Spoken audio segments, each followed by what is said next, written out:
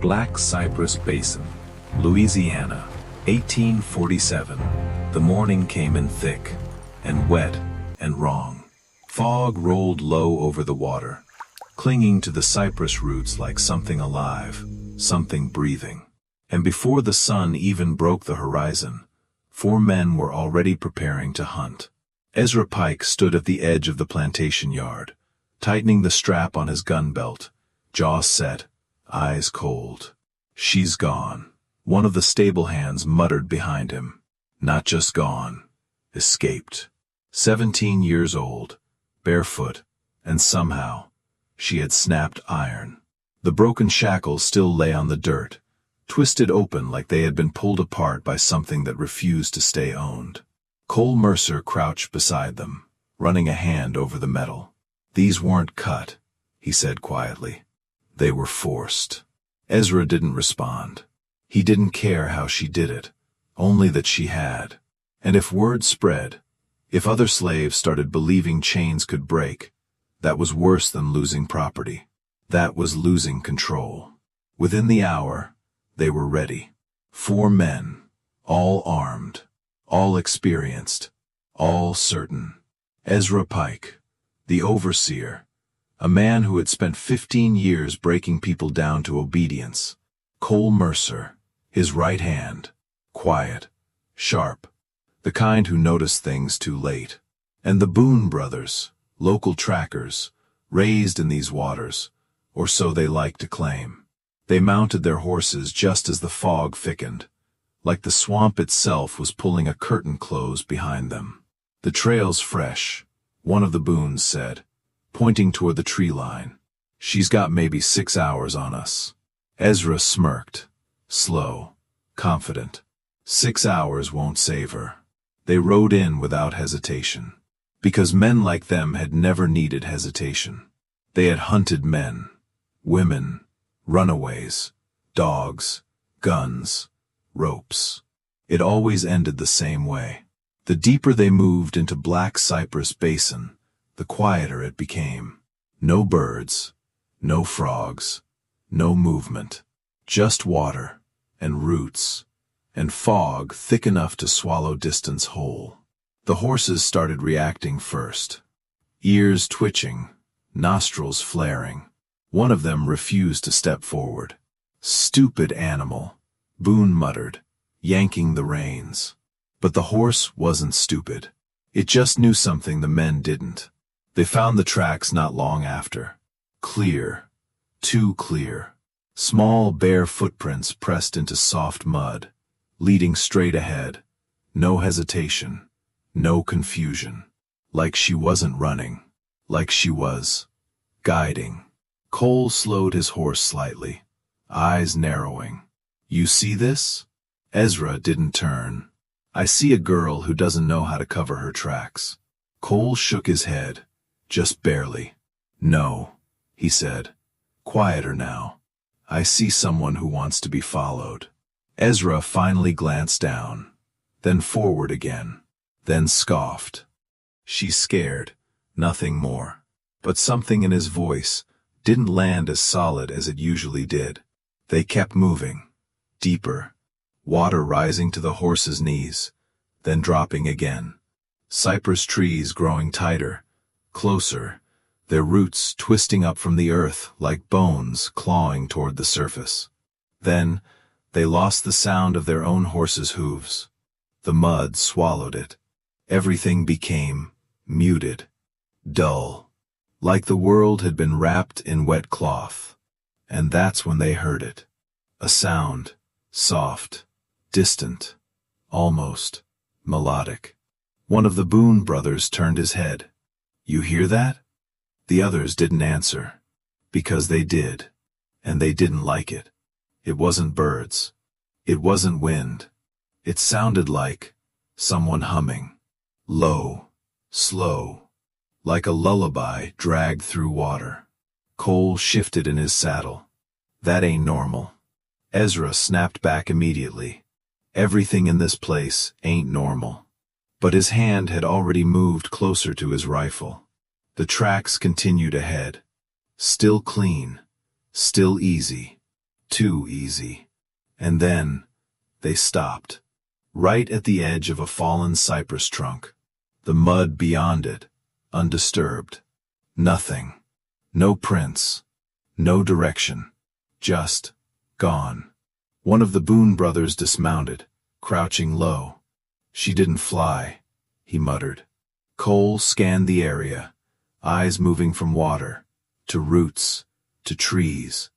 Then, something clicked. "They split," he said quietly. "What?"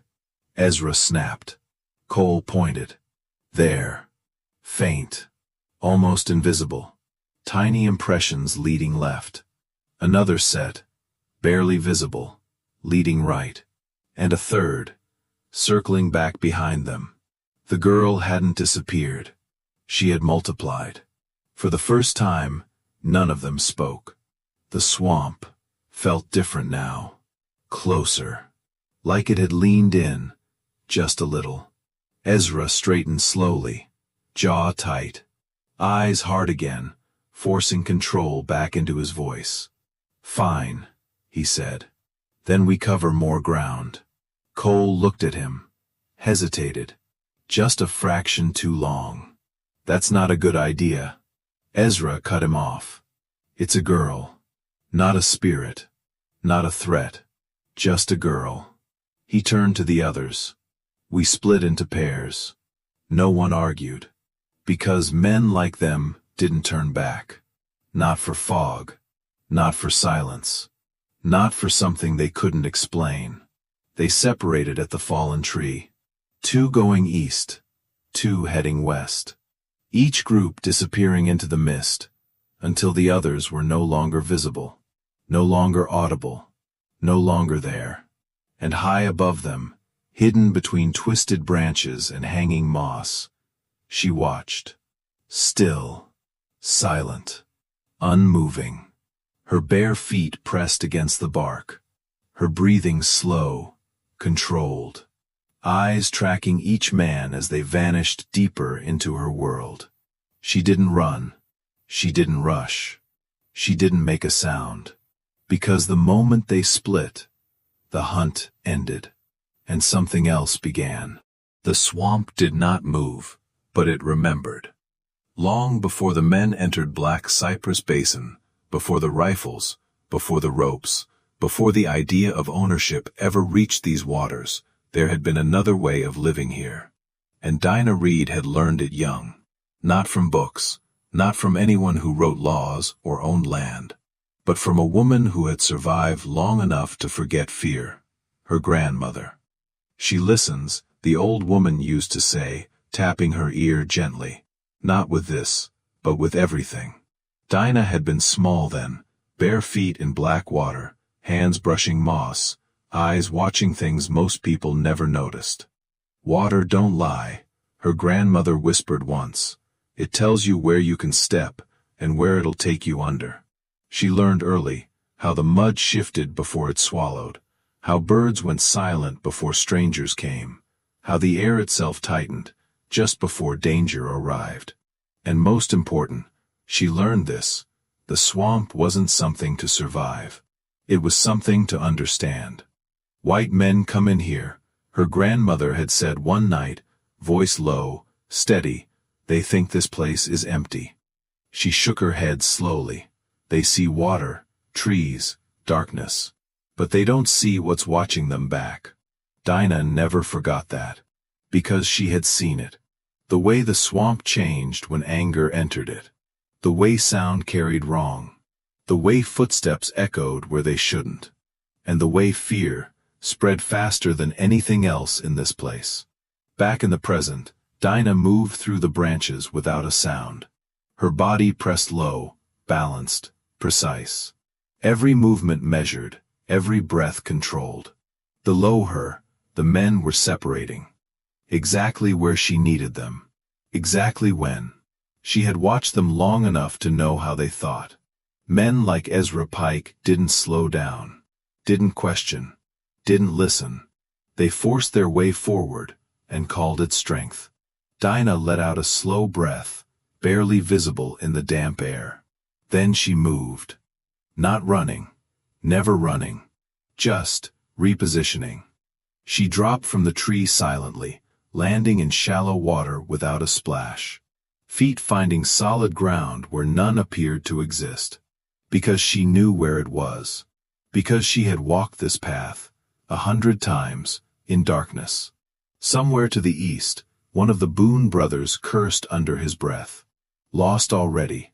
Dinah tilted her head slightly, listening, mapping them in her mind.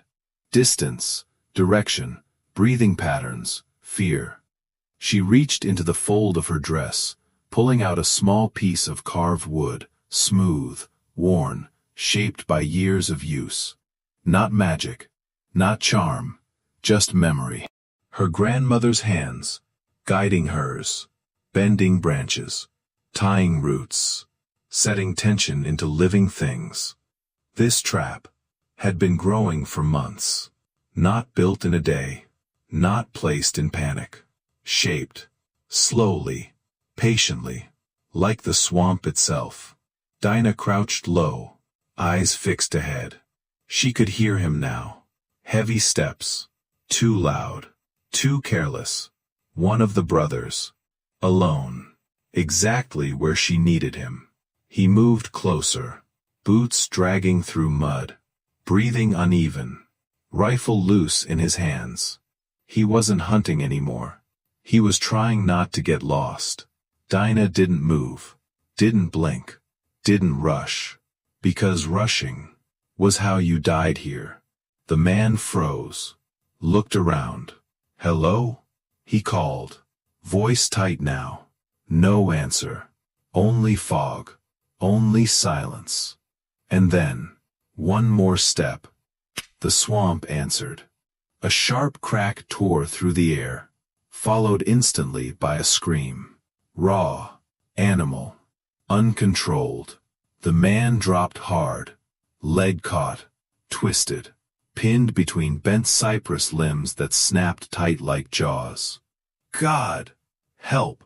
He clawed at it, pulling, thrashing. But the more he fought, the tighter it held. Because it wasn't just a trap. It was pressure, angle, weight, designed to punish panic. Dinah stepped forward slowly, finally revealing herself. Not rushing him, not threatening, just there. The man saw her, eyes wide, wild, like he was finally seeing what had been watching him all along. You little, he gasped, reaching for his rifle, but his hands were shaking too badly to aim. Dinah said nothing at first. She just watched him, breathing, struggling, bleeding, learning. Then, softly, almost gently, she spoke. "My grandmother," she said, "taught me something about men like you." The man froze, not because of her voice, because of how calm it was. "They only understand pain," she continued, "when it belongs to them." The swamp closed in around them, and somewhere, deeper in the fog, the others were still walking forward, not yet knowing that the hunt had already begun turning against them. The scream did not stay contained. It traveled, through water, through roots, through the thick, unmoving air of Black Cypress Basin, until the others heard it. Cole Mercer stopped first, head snapping toward the sound, eyes narrowing, body going still. "That's Boone," he said under his breath. Ezra Pike kept walking. 2 more steps, then stopped, slowly, like his body was realizing something his mind didn't want to accept. Another scream tore through the fog. Closer now, more desperate. "Help me!" This one broke. Not controlled, not angry, just fear. Real fear. Ezra turned sharply. "Move." They pushed toward the sound. Faster now.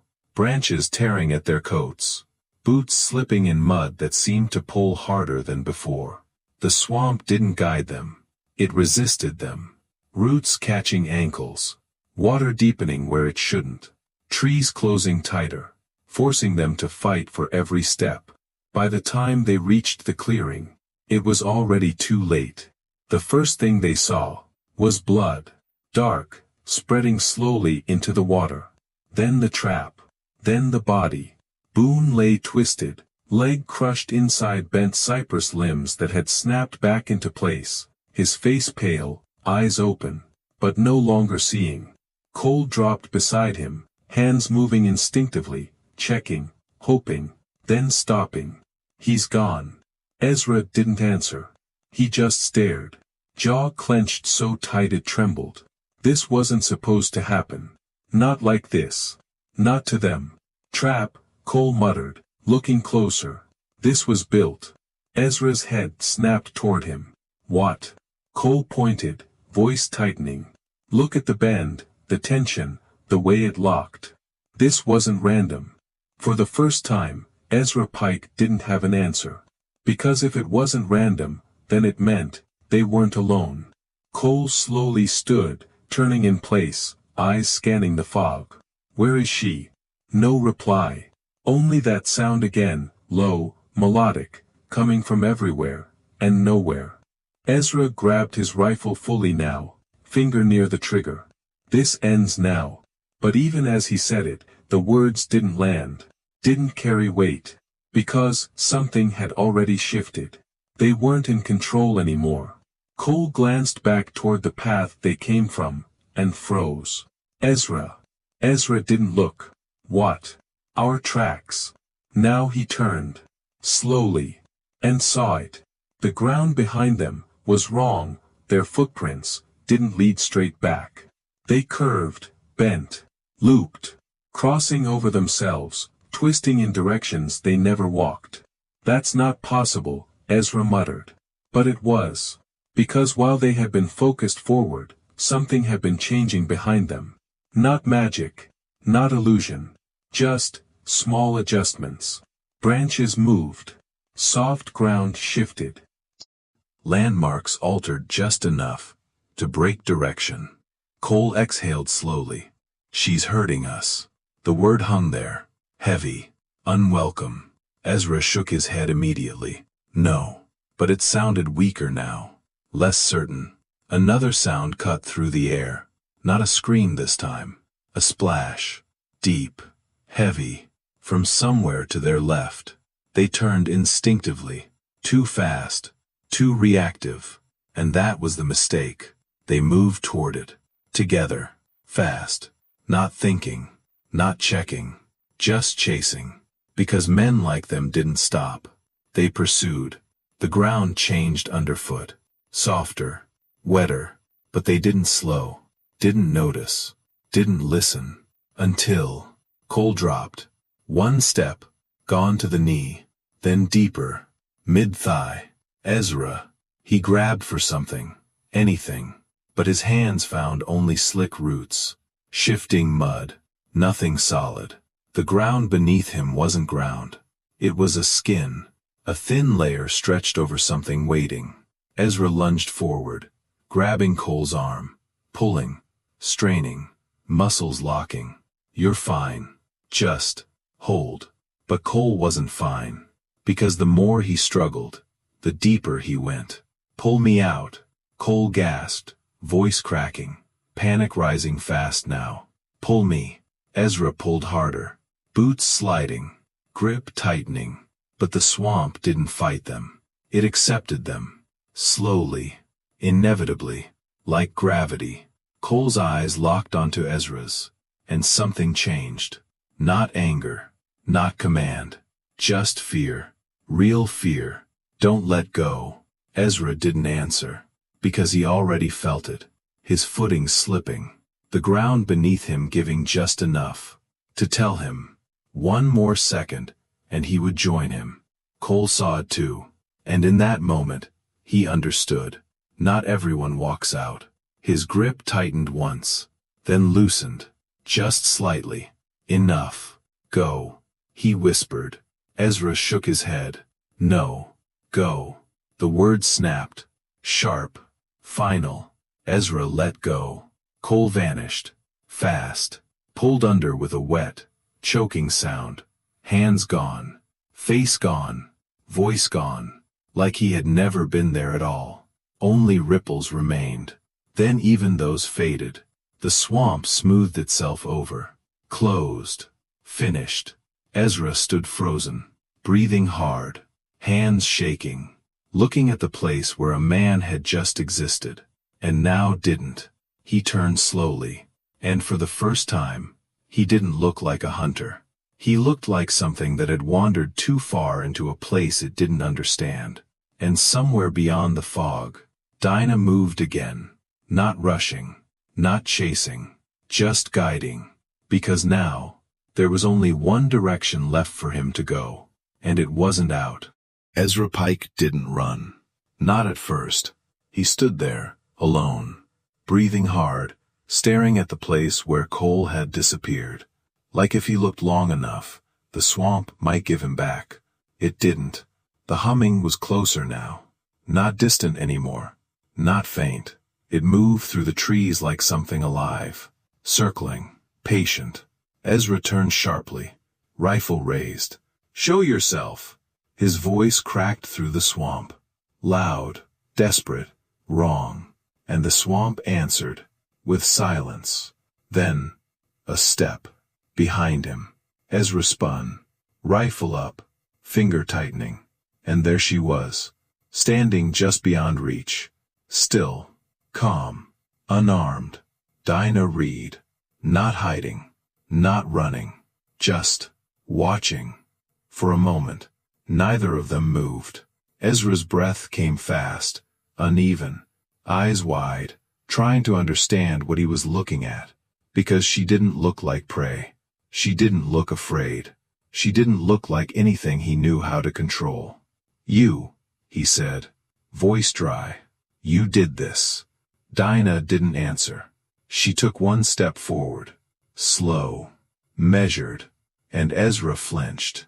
Not because she moved fast, but because she didn't need to. "You killed them," he said again. Louder now, forcing anger back into his voice. Trying to rebuild something he was losing. Dinah tilted her head slightly. No. A beat. Then, they walked where they weren't meant to walk. Ezra's grip tightened on the rifle. "You think this is your land?" Dinah's eyes didn't leave his. "This isn't yours." Something in the way she said it wasn't defiance. It was fact. And that made it worse. Ezra took a step back. Just one. Boots sinking slightly into the wet ground. "You don't understand what you've done," he said, voice lower now. "If you think you can just disappear. After this." Dinah stepped closer again. The distance between them shrinking. Not fast. Not aggressive. Just inevitable. "You came for me," she said quietly. "With chains. You came to drag me back. Like I wasn't alive." Ezra's jaw tightened. "That's the way things are." Dinah shook her head once. "No. That's the way you made it." The words landed heavier than anything shouted. Because there was no fear in them. No hesitation. Only certainty. Ezra adjusted his footing. Slightly. Just enough. And the ground responded. A soft give. Barely noticeable. But enough. Dinah saw it. She didn't react. Didn't warn him. Didn't need to. "Don't move," she said quietly. Ezra froze. Too late. He looked down. The ground beneath his right foot had darkened. Softened. Starting to sink. Slow. At first. Then deeper. No. He shifted instinctively. Wrong move. The other foot slid. The surface broke. Both legs dropped into the earth up to the knee. Higher. Fast now. Too fast. No. He threw the rifle aside, grabbing at roots, at branches, anything. But everything he touched shifted, slipped, gave way. Dinah didn't move. She watched, breathing steady, eyes clear. Ezra thrashed harder, panic exploding fully now. This isn't real. This isn't. But it was. And it didn't stop. because the more he fought, the deeper it pulled. His hands shot forward, grabbing a root, holding tight, body shaking. "Help me." The words came out broken, ragged, nothing like the voice he used to command others. Dinah stepped closer. One step, close enough now to see his eyes clearly, to see everything he had been, falling apart. "You can live," she said. Ezra froze. Not because he believed her, because he wanted to. "What?" Her voice stayed calm. "If you stop fighting it." Ezra stared at her, mind racing, body sinking. "You're lying." Dinah shook her head. "No." A beat. "Listen." For the first time since it began, Ezra stopped moving. Just enough. The mud slowed, not pulling as fast, not swallowing as hard. Because the swamp didn't punish stillness. It punished panic. Dinah crouched slightly, eyes locked onto his. "You don't get to walk out the same," she said. "But you can walk out." Ezra swallowed hard, breathing shaking. "What do you want?" Dinah's expression didn't change. "I want you to remember. Every time you raise your hand, every time you look at someone like they're less than you, you remember this place." Her voice lowered, and how close it came to taking you. Ezra nodded. Fast, desperate. I will, I swear."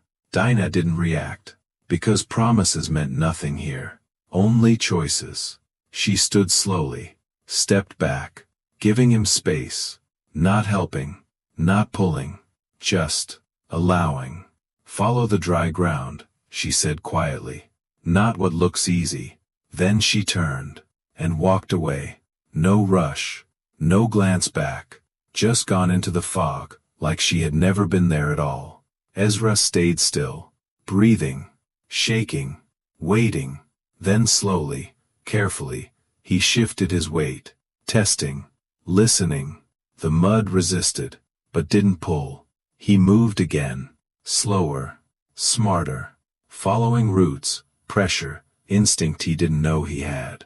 Until finally, he broke free, collapsed forward onto solid ground, crawling, dragging himself away from the place that had almost ended him. He didn't look back, because something deep inside him knew, if he did, he might still see her standing there, watching, waiting, remembering, and he wasn't ready for that. Not yet. Ezra Pike did not remember how long it took him to leave the swamp. Time didn't move the same way in Black Cypress Basin. There was no sun to follow, no clear direction, no sense of distance. Only movement. Slow, careful, painfully aware movement. He walked when the ground allowed it, crawled when it didn't, stopped whenever the mud shifted beneath him, listened, waited, then moved again. The rifle was gone.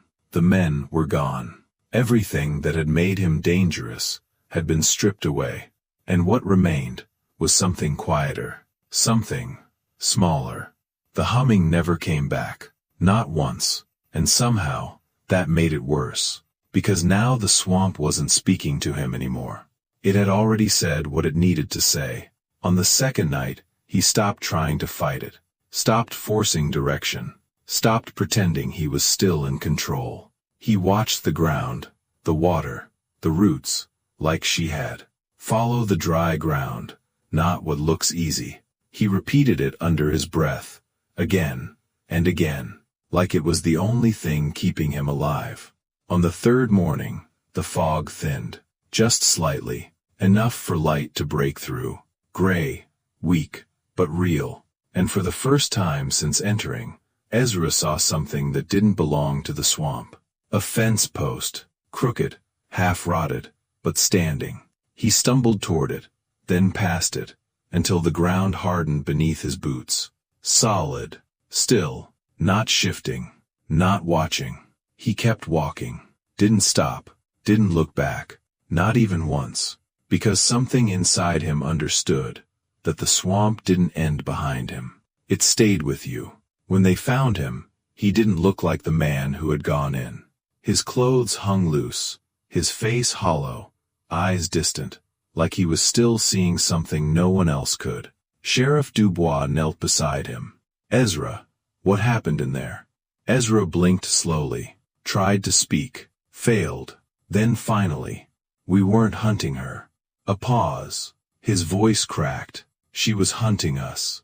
They asked about the others. The Boone brothers, Cole Mercer. He didn't answer right away, just stared past them, toward the distant line of trees.